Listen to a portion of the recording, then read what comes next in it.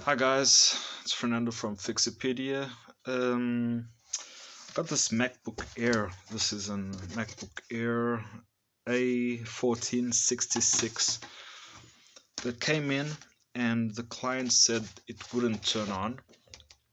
He put it to charge. It charged all night. The charging jack got to green, and he wouldn't turn on. You could hear the fan spin, but nothing else.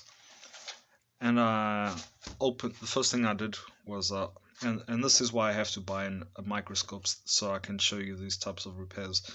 um, but I do have a magnifying glass, those big ones, so I can check the board with a lot more attention.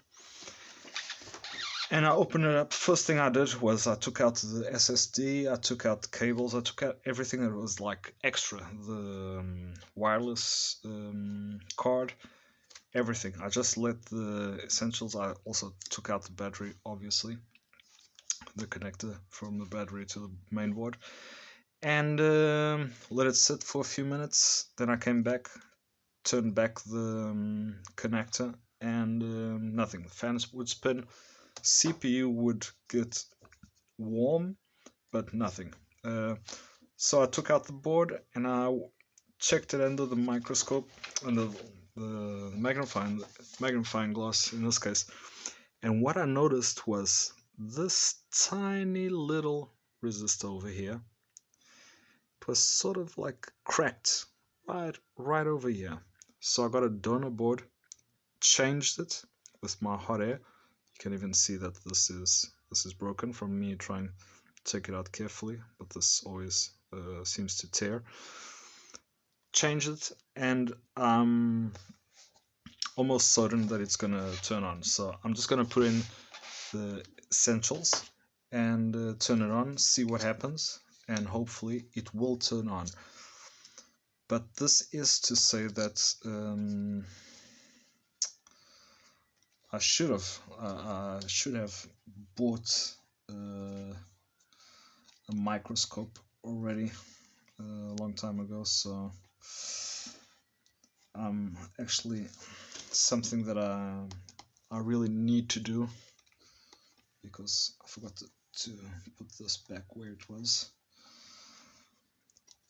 Because I've noticed in these past few years there are a lot of repairs that I'm able to get done because when I check it out through the magnifying glass, you can see a lot of detail, and sometimes all that is keeping you from repairing a motherboard is just that little detail.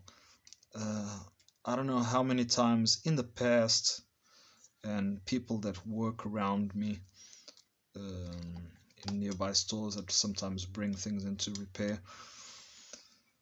I mean, there's been a lot of boards that don't get to be repaired because people started to reflow them or started to take out chips that they shouldn't have been taking out, and did something to the board that afterwards it was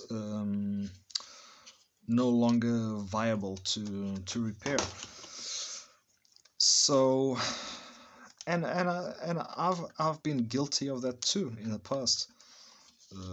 How many times this around, I don't know, 2010, I think, that there was this big craze to reball and reflow everything.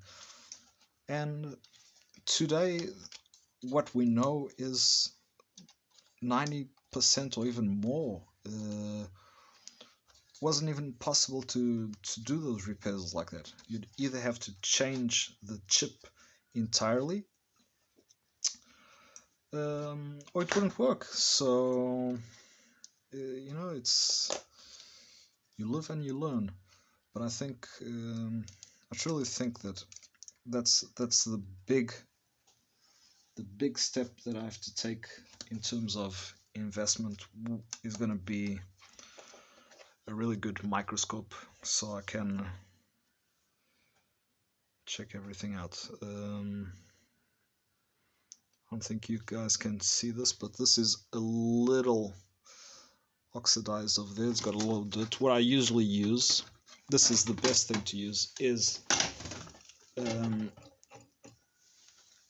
Q-tip with some isopropylic alcohol. Just clean it, clean the other one, dry it out so you can take out anything it has. Give it a clean with the air gun.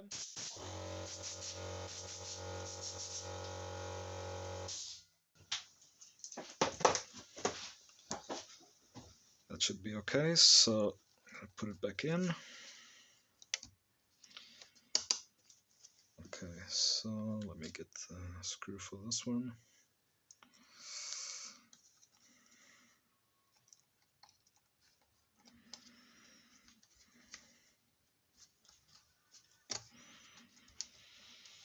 Okay, so the main things are connected. Keyboard and backlight for the keyboard's connected. Let's just put this back in. Connected for the battery. Okay, so I'm going to turn it on. Let's see if we get a fan spin. Oh no, we're not going to get a fan spin because I didn't connect the fan. It's always something. Okay, so let me just connect it over here. Sorry about that.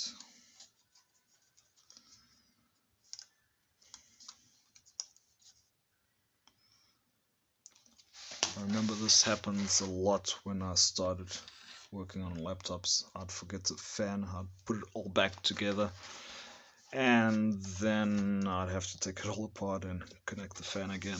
So let me just turn it on. Okay, it's got a fan spin. Let's see if there's an Apple logo. There you go. Heard the chime, heard the saw the logo. I mean, it was a really simple fix, and this is not something that's probably going to happen to all these MacBooks, but it's worth, if you have the same fault, which is basically turns on but no display, you don't hear the chime or anything, that means the CPU is probably not going at its full capacity, so it doesn't boot up. I mean, give it a shot. Check all those solder joints, see if everything's okay. Normally MacBooks are also subject to a lot of humidity, so there's a lot of oxidation points. I mean, give it a try.